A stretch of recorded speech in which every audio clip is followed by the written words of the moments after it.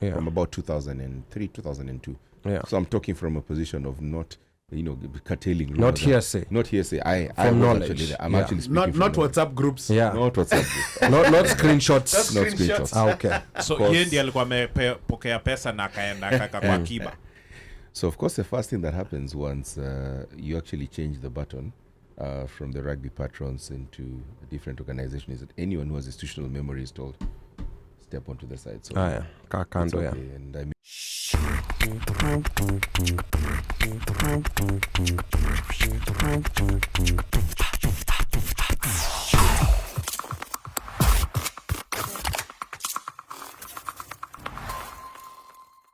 of where we are on the athletics, I also want to recognize our very own Ferdinand Omanyala. Omanyala came second in the 100 meters, and Diamond League. Noah Lyles, who's the world 200 meters champion, beat him by 0.01 seconds. Was that a one? Yeah, 0.01. Yeah, you're right. Yeah. Photo finish. It was It was a almost photo right. finish. Yeah. Did Omanyala lean forward? I didn't watch it. No. Yeah, that's Hapendi kuinama, sijui yeah, mbona that, hapendi somebody kuinama, needs to anaogopa. change. Somebody needs to change that for him and tell him that you need to lean forward. That's the difference between winning and not. Yeah, because these differences are But very then small. unajua Omoch kuna watu wakilin forward na slow down. Akimaliza si anaenda kana hivyo aende na kisogo. Ama Okay. Yeah, because you know mentally it's just how your brain coordinates. So Understood. you bend, unajipata ume slow down. No. Yeah. I get it. And I think and I think also tall people tend to have an advantage, like in those close finishes. Tall people tend to have an advantage, and Emily here is saying why are former athletes not representing our people in the world stage as managers or agents? And this is what I was talking about. Interestingly enough, the coach, I think Kipchoge's coach is a Kenyan, which is very rare at that level. So I think it's important when we look at this whole ecosystem that supports these athletes, we need to figure out a way how to feed Kenyans in there. Yeah. One thing, and I'm going to use this to actually bring in Hilary to this discussion, because the one thing that most people don't realize, and it's actually the one thing that's killing the creative industries too, it's the same thing in the sports industry, is that a lot of former players don't learn the business of the sports they're in, right?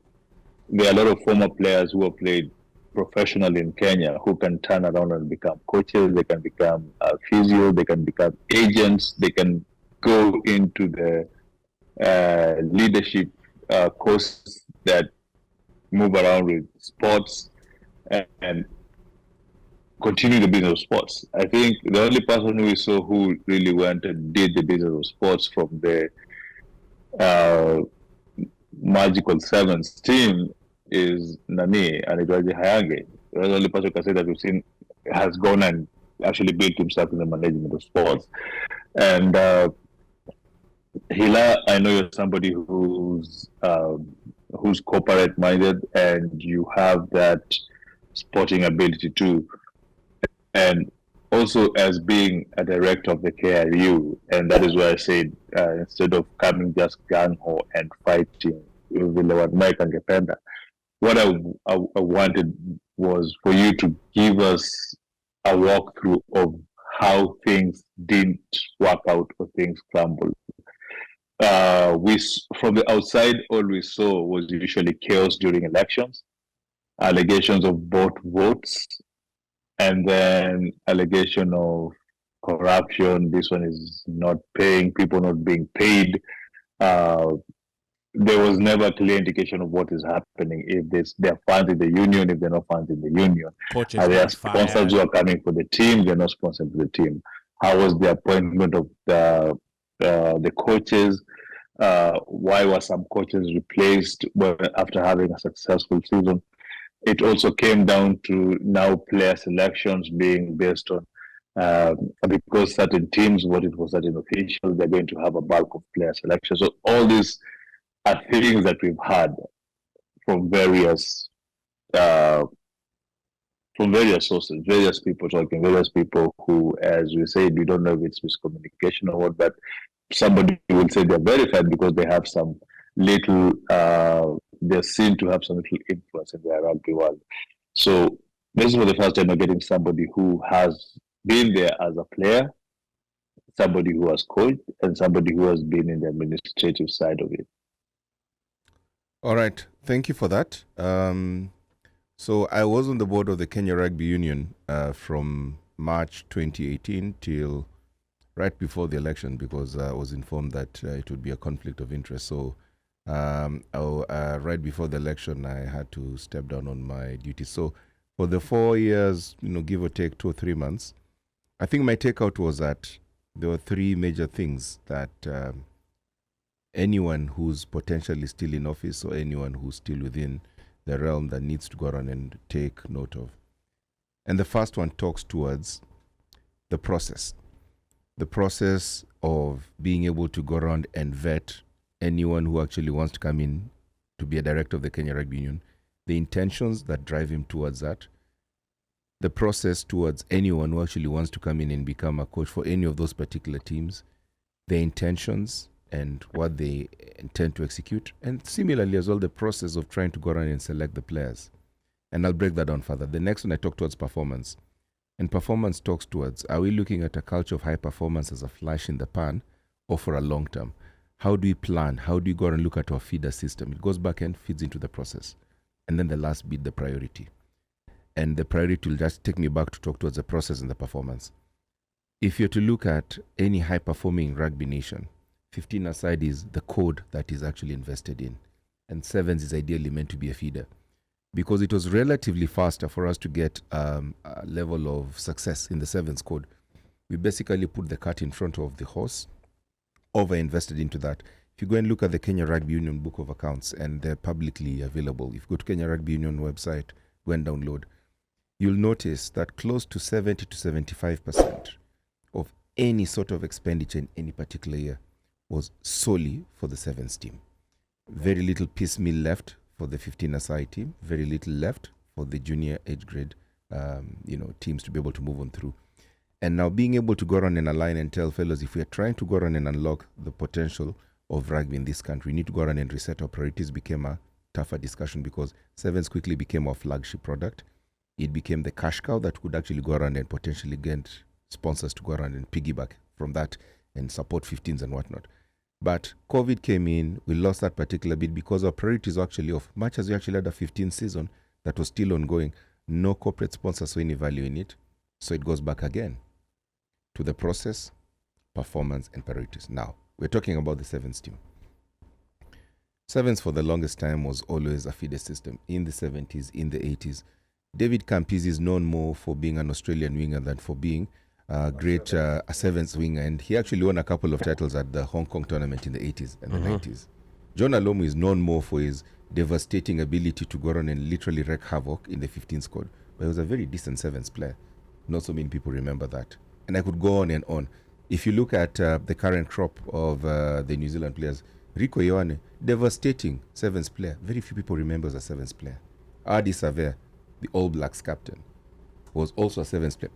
Very few people actually remember that. Unless you're a rugby person through and through, you'll actually remember Adi Savea for his performance in the last test match of the All Blacks, rather than when he actually played for New Zealand Sevens maybe 10, 11 years ago.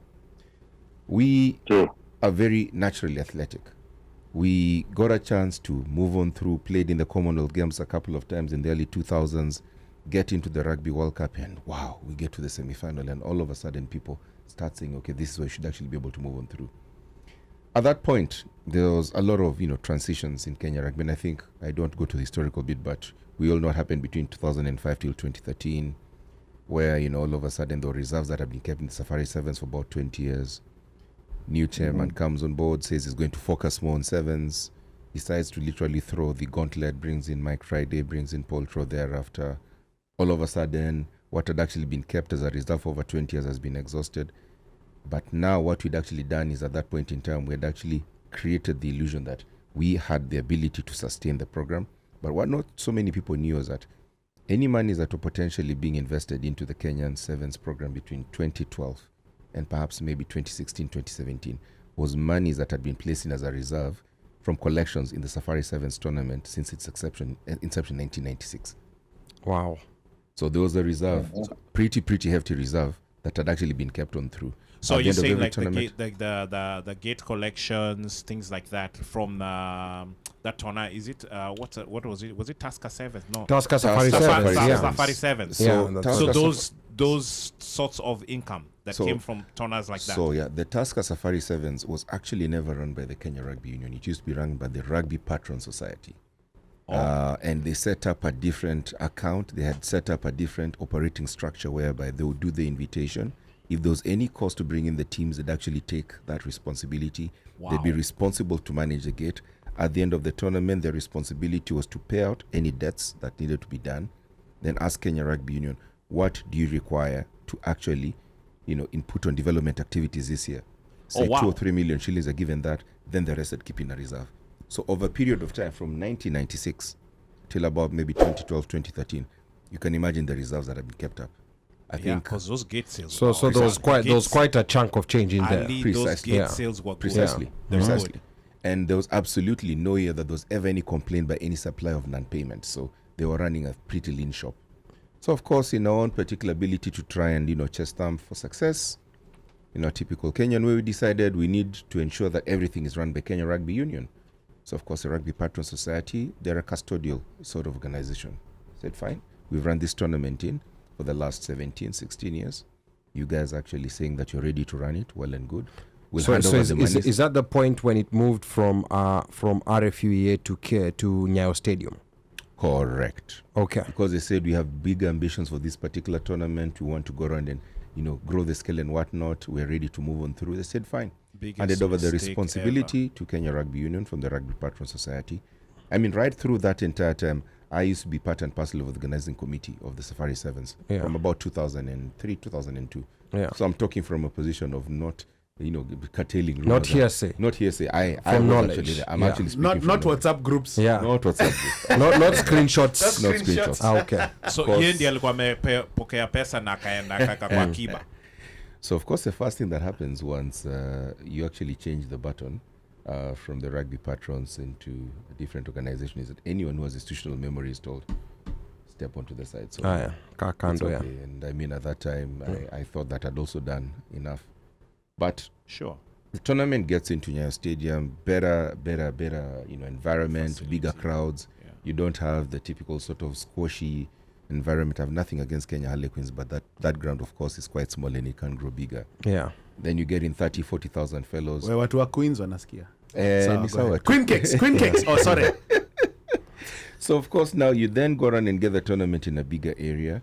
You end up getting, expected higher numbers, but the costs that were then being incurred from using Nyayo Stadium or Kasarani as opposed to RFU were a bit outrageous. Okay. Because you can imagine, you now end up literally halting the entire city of Nairobi, especially where Nyayo is concerned. Yes. So you need to get X number of traffic policemen, which did not require RFU. You'd get X number of, APs or GSUs, which did not require RFU because of the strategic. So the area that we're logistics is now much more Precisely. expensive. Yeah. Precisely.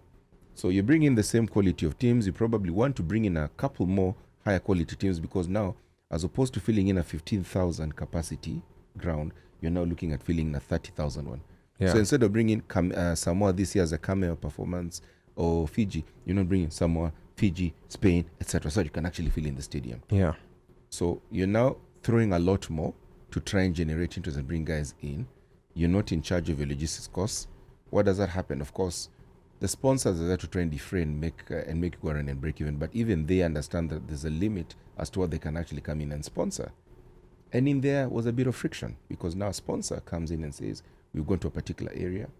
I'll not give you the exacts, but one of the sponsors was actually pet peeved in a tournament where they'd been given clear understanding and commitment that they would get X number of spots for branding opportunities. And during the tournament, one of the marketing fellows walks up to a board fellow and tells a board person that I require your commitment to deliver what I've actually promised my company because I'm now looking off. We are here, the tournament is on, I'm not getting the visibility. So for whatever reason, because of course there's pressure, logistics nightmare, this board fellow at the time goes around and talks to a very senior marketing person at one of the big organizations in Kenya tells a fellow you can do whatever you want to do. Wow. Okay. Utadu. So Yeah. we have gone to a different venue. We are looking at growing the profile of this particular tournament.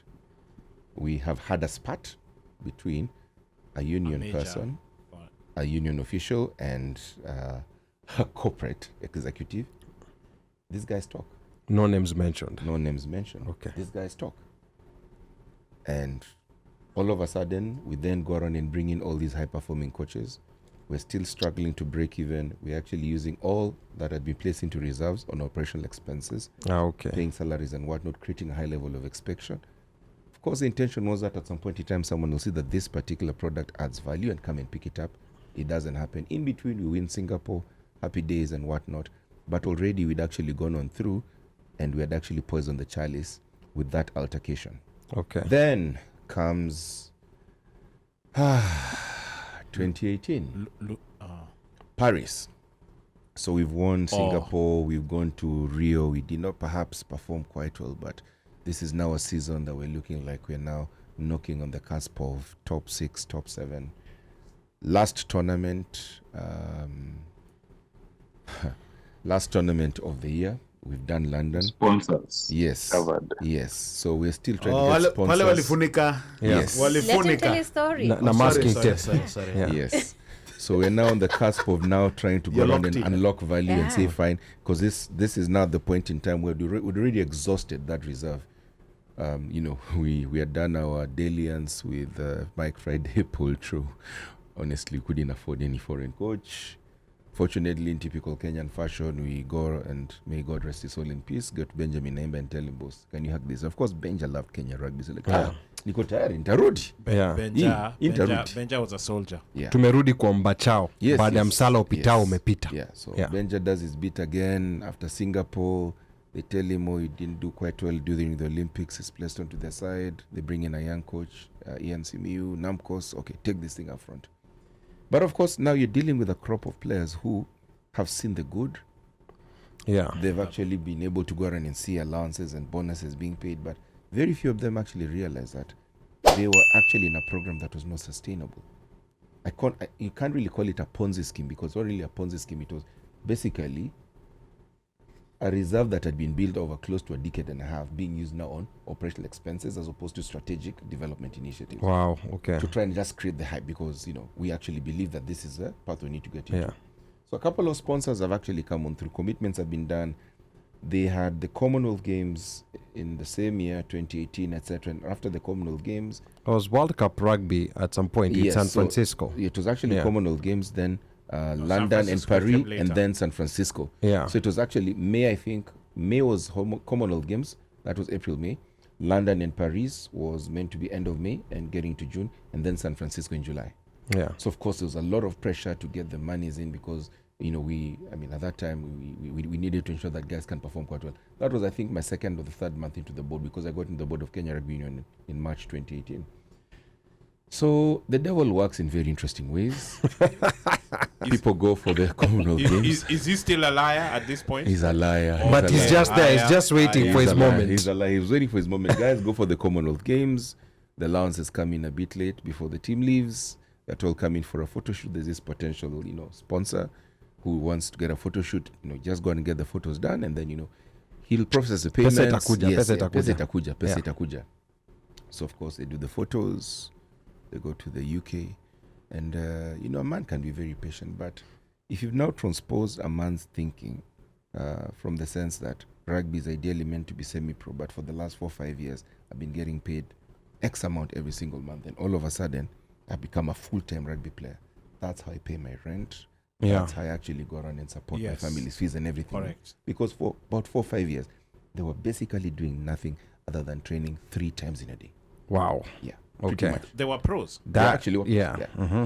And you see, the structure that was supporting that was a house of cards. So it's Because- basically, like going into your retirement money to pay rent. Precisely. Okay. Precisely. And not buying a house. Okay. So that got exhausted. And, And there is no income that's replacing that precisely. retirement. Because there are no sponsors. You're going to retirement money to pay rent and you're 32 years Precisely. old. Yes. Yeah. And anyone wants to give you a job, you can tell them, you know what, you do you, I don't care. Yeah. Because And